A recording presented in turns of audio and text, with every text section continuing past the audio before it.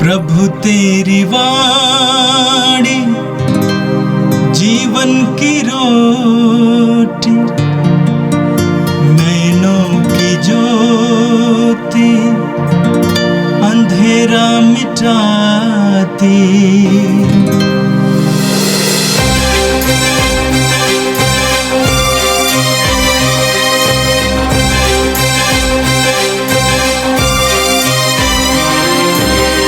प्रभु तेरी वाणी जीवन की रोटी, नैनों की ज्योति अंधेरा मिटाती।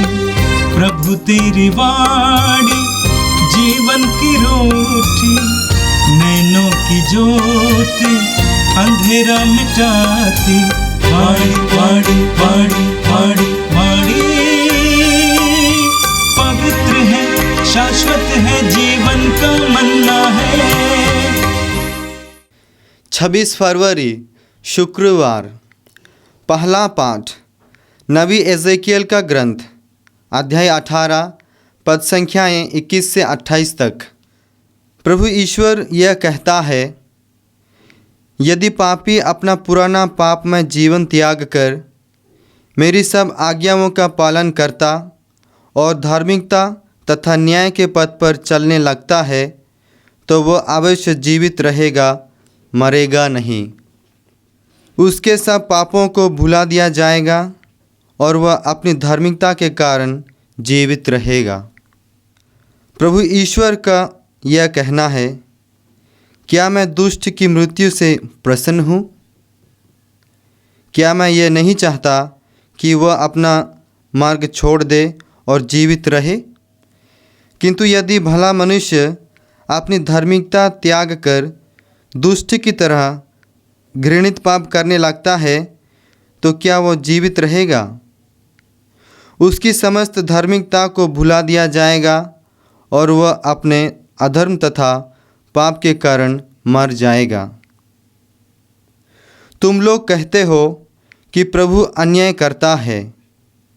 हे इस्राएलियों, मेरी बात सुनो, मैं अन्याय नहीं करता। तुम लोग अवश्य अन्याय करते हो। यदि कोई भला मनुष्य अपनी धार्मिकता त्याग कर अधर्म करने लगता और मर जाता है, तो वह अपने पाप के कारण मरता है। और यदि कोई पापी अपना पापमय जीवन त्याग कर धार्मिकता और न्याय के पथ पर चलने लगता है, तो वह अपने जीवन को सुरक्षित रखेगा। यदि उसने अपने पुराने पापों को छोड़ देने का निश्चय किया है, तो वह अवश्य जीवित रहेगा, मरेगा नहीं। यह प्रभु की वाणी है। संत मत्ती के अनुसार पवित्र सुसमाचार, अध्याय 5, वाक्य 20 से 26 तक।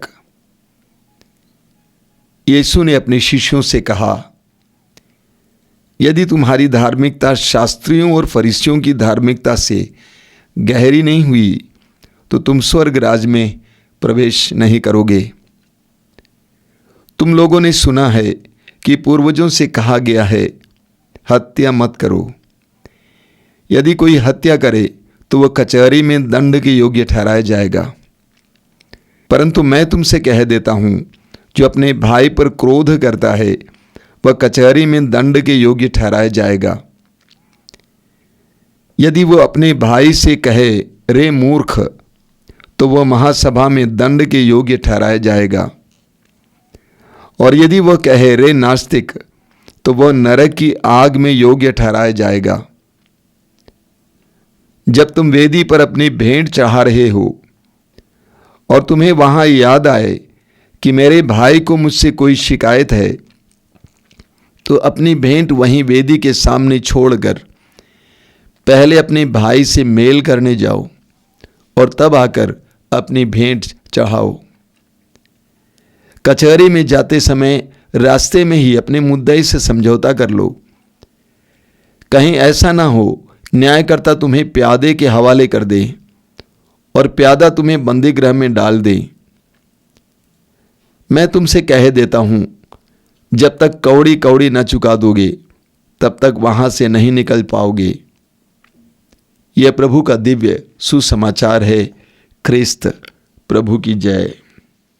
मेरे प्रिय भाई और बहनों, हम प्रभु को धन्यवाद देते हैं इस सुंदर समय के लिए, इस अनुग्रहपूर्ण क्षण के लिए, जब हम पवित्र वचनों को सुन रहे हैं और उस पर मनन कर रहे हैं। पवित्र वचन के द्वारा स्वयं प्रभु हमसे वार्तालाप करते हैं। पवित्र वचन के द्वारा प्रभु हमारी बुद्धि को प्रकाशित करते हैं, हमें समझाते हैं जीवन के बारे में, जीवन के रहस्यों के बारे में, अनंत जीवन के बारे में।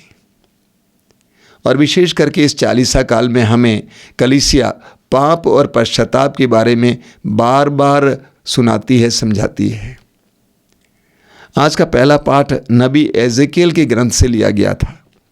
वहाँ पर हमने सुना, लिखा हुआ है, यदि पापी अपना पुराना पापमय जीवन त्याग कर मेरी सब आज्ञाओं का पालन करता और धार्मिकता तथा न्याय के पथ पर चलने लगता है तो वह अवश्य जीवित रहेगा, मरेगा नहीं। वचन कहता है यदि पापी अपने पापमय मार्ग को छोड़ देगा और धार्मिकता के मार्ग पर चलने लगेगा तो वो जीवित रहेगा, वो मरेगा नहीं। ठीक इसके विपरीत आगे हम पढ़ते हैं, किंतु यदि भला मनुष्य अपनी धार्मिकता त्याग कर दुष्ट की तरह घृणित पाप करने लगता है तो क्या वह जीवित रहेगा? उसकी समस्त धार्मिकता को भुला दिया जाएगा और वो अपने अधर्म तथा पाप के कारण मर जाएगा। एक बहुत बड़ा प्रकाशना है। इन वचनों के द्वारा प्रभु हमें समझाना चाहते हैं कि जब तक पाप हमारे अंदर है हम मृत्यु की ओर अग्रसर होंगे। पाप हम में मृत्यु लाता है। केंद्र विषय पाप है और नतीजा मृत्यु है। जब पाप हमारे अंदर है तो हम मृत्यु की ओर अग्रसर होंगे। अगर पाप को हम हटा देंगे तो हम जीवन की ओर अग्रसर होंगे। पाप मृत्यु को लाता है। हम पढ़ेंगे रोमी अध्याय 6 वाक्य 23 में संत पौलुस कहते हैं, पाप का वेतन मृत्यु है। पाप का वेतन मृत्यु है। एक बहुत बड़ा रहस्य है, एक बहुत बड़ी सच्चाई है। जब हम पाप करने लगते हैं हमारे अंदर मृत्यु आ जाती है। हम मरने लगते हैं, हम गलने लगते हैं, हम गिरने लगते हैं। हमारी बुद्धि, हमारा मन, हमारा हृदय, हमारी आत्मा, हमारा शरीर। इस्यास नबी के ग्रंथ के अध्याय 1 उसके वाक्य 5 और 6 में प्रभु कहते हैं, मैं तुमको कहाँ मारूं? तुम कब तक विद्रोह करते रहोगे? तुम्हारा सिर घायल है, तुम्हारा हृदय मूर्छित है और तुम्हारा शरीर पांव से लेकर सिर तक चोटों से भरा हुआ है। तुम्हारे पापों के कारण तुम्हारा सिर घायल है, तुम्हारा हृदय मूर्छित है और तुम्हारा शरीर पांव से लेकर सिर तक चोटों से भरा हुआ है। पाप हमें हमारे संपूर्ण व्यक्तित्व पर असर करता है, मन पर, हृदय पर, आत्मा पर, शरीर पर। हमारे संपूर्ण व्यक्तित्व को मृत्यु की ओर ले चलता है। रोमी अध्याय 5 वाक्य 12 संत पौलुस कहते हैं, एक ही व्यक्ति के द्वारा पाप इस संसार में आया और पाप के द्वारा मृत्यु संसार में आई। जब हमारे अंदर पाप प्रवेश करता है तो मृत्यु भी उसके साथ साथ प्रवेश करती है। हमें बचपन में बताया जाता था कि यदि तुम पाप करोगे प्रभु तुमको मारेगा, दंड देगा। और वास्तव में कई लोग ऐसे सोचते भी हैं, हम भी ऐसे ही सोचते हैं। पुराने विधान में ईश्वर को दंड देते हुए हम देखते हैं, लेकिन नए विधान में जिस प्रभु के बारे में हम पढ़ते हैं वो प्रभु दंड देने वाले नहीं हैं बल्कि बचाने वाले हैं। दंड से बचाने वाले। यूहन्ना अध्याय 8 को देखिए, उस नारी को जो व्यभिचार में पकड़ी गई थी, प्रभु यीशु ने दंड से बचाया, मृत्यु से बचाया। तो प्रभु हमें दंड नहीं देते हैं। सच्चाई यह है कि पाप विनाशकारी है। पाप विनाशकारी है। पाप के साथ साथ मृत्यु जुड़ी हुई है। पाप और मृत्यु, पाप और दंड एक साथ जाते हैं। आप पढ़ेंगे स्तोत्र 38 में, उसके वाक्य 19 में स्तोत्रकार कहता है, मेरे पापों के कारण मैं अशांत हूं। मेरे पापों के कारण मैं अशांत हूं। पूरे अध्याय को पढ़िएगा। जब हम पाप में रहते हैं उस अवस्था में हमारा क्या अनुभव है वहां पे वर्णित किया गया है। उसी तरह स्तोत्र 32 में आप पढ़ेंगे, स्तोत्रकार कहता है जब तक मैं मौन रहा, यानी जब तक मैंने अपने पापों को प्रभु के सामने स्वीकार नहीं किया तब तक मेरी हड्डियां छीजती रहीं। मैं दुखी था, उदास था। पाप हमारे आनंद को छीन लेता है, हमारे जीवन को छीन लेता है, हमारी स्वतंत्रता को छीन लेता है। स्तोत्र 107 उसके वाक्य 17 में पढ़ेंगे, वहां लिखा हुआ है कुछ लोग अपने कुकर्मों के कारण बीमार पड़ गए थे, वे अपने पापों के कारण कष्ट झेल रहे थे। तो पाप हमारे जीवन में विनाश लाता है, कष्ट लाता है, दंड लाता है, मृत्यु लाता है, बीमारियां लाता है। पाप कितना भयानक है पवित्र ग्रंथ बाइबल हमें सिखाती है। और आज के सुसमाचार में प्रभु यीशु हमें सबसे बड़े पाप के बारे में बताते हैं। सबसे बड़ा पाप क्या है? प्रेम के विरुद्ध पाप। ईश्वर प्रेम है, बाइबल कहती है। प्रेम के विरुद्ध पाप। प्रभु यीशु कहते हैं यदि तुम्हारी धार्मिकता शास्त्रियों और फरीसियों की धार्मिकता से गहरी नहीं हुई तो तुम स्वर्गराज में प्रवेश नहीं करोगे। शास्त्री और फरीसी नियमों का पालन करना अपनी धार्मिकता मान रखे थे, लेकिन प्रभु यीशु गहरी बातें समझाते हैं। आगे प्रभु क्या कहते हैं? तुम लोगों ने सुना है कि पूर्वजों से कहा गया है हत्या मत करो, यदि कोई हत्या करे तो वह कचहरी में दंड के योग्य ठहराया जाएगा। परंतु मैं तुमसे कह देता हूं जो अपने भाई पर क्रोध करता है वह कचहरी में दंड के योग्य ठहराया जाएगा। यानी प्रभु कहते हैं हत्या और क्रोध बराबर घृणित पाप है। हम कभी कभी इस बात पर मनन नहीं करते हैं। हत्या और क्रोध बराबर घृणित पाप है। ये मैं नहीं कह रहा हूं, प्रभु यीशु कहते हैं। क्रोध अक्षमा दंड दिलाता है। योहन का पहला पत्र उसकी अध्याय 3 वाक्य 15 में संत योहन कहते हैं जो क्रोध करता है वो हत्यारा है। यदि कोई अपने भाई या बहन से क्रोध करता है, उसके प्रति बैर रखता है, अक्षमा है, वो हत्यारा है। और आप जानते हैं एक हत्यारे में अनंत जीवन नहीं होता है। संत योहन क्रोध करने वाले, क्षमा ना करने वाले को हत्यारा कहा है। और योहन कहते हैं उसके अंदर अनंत जीवन नहीं हो सकता है। योहन कहता है, पहला योहन अध्याय 2 वाक्य 9 से 11 में कहता है कि जो अपने भाई से बैर करता है वो अंधकार में है।